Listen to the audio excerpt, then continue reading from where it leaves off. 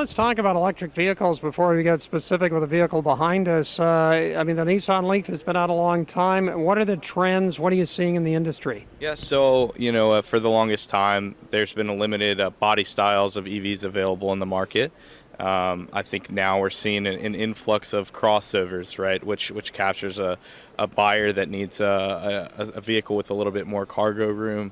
It's a little bit more practical for family applications. So, we're very excited. This is our first EV crossover that we've had, and it's going to be a good addition to the Nissan Leaf. So Nissan will have the Leaf and the Ariya?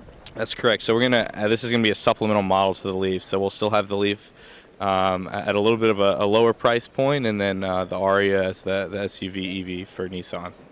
Right, you've announced the pricing. Can you tell me the range and kind of all the selling points as why somebody who's looking for an EV would consider it? Yeah, absolutely. So a few things with the Ariya that we've done. We've had a lot of learnings with the Leaf over the years, right? So this vehicle is going to be equipped with the latest and greatest of Nissan technology.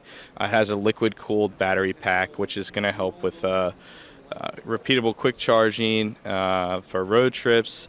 The vehicle is going to have up to 300 miles of range on the long-range battery. The model behind me is a Nissan.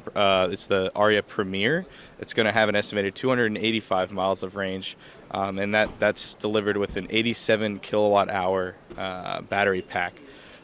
Some of the cool tech and features we've got in here, it's really kind of about what you don't see on the interior of the vehicle. All of the buttons are haptic and hidden. There's an open floor plan that we're able to deliver with the EV platform. This kind of has interior module kind of modes to it, right? You can adjust the center console if you'd like to have a little bit more of a stable position for a sportier drive. And you can also put it back and engage ProPilot Assist 2.0, which is Nissan's first hands-off autonomous drive feature. So this vehicle is going to be equipped with hands-off autonomous driving. It'll be Nissan's first vehicle with ProPilot Assist 2.0. The color that you're seeing behind me is Sunrise Copper, which goes along with the EV theme of the vehicle, as copper is a conductor of electricity. So you'll see copper elements throughout the interior of the vehicle as well. Charging, obviously one of the downsides to EVs is that it takes a lot longer than a gas car to fuel up, but what can you tell me about the Ariya? Yeah, so the Ariya, it's changing from Leaf. We are actually switching the quick charge protocol from CHAdeMO to CCS.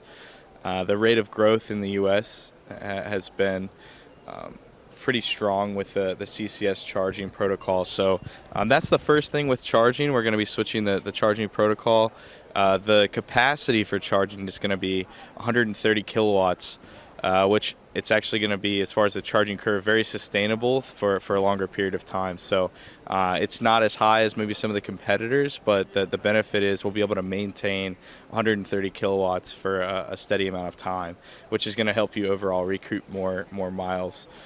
So you're going to be able to get 20 to 80% charge in about 40 minutes on the large battery, 35 on the small battery.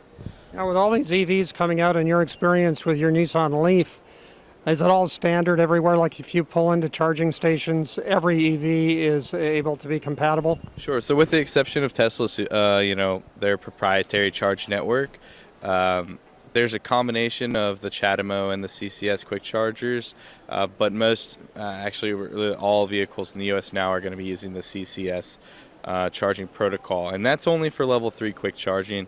For level 2 charging, it's pretty much a standard across the industry. It's a J1772 protocol, and that will be the same protocol for this vehicle for the level 2 charging. So the EV market, obviously we're seeing EVs galore here at the 2021 LA Auto Show, but how is the EV market overall? You guys have had, as mentioned, the experience with the Leaf. Is it growing? How quickly? Or you're investing a lot of money in it. Yeah, absolutely. It's definitely growing quickly. We're seeing every OEM's coming out with new commitments for what they're going to be delivering as far as their EV lineups. And so Nissan, we're committed to carbon neutrality by 2050. So, by 2030, we're going to have a full lineup of electric vehicles with hybrids and pure battery electrics.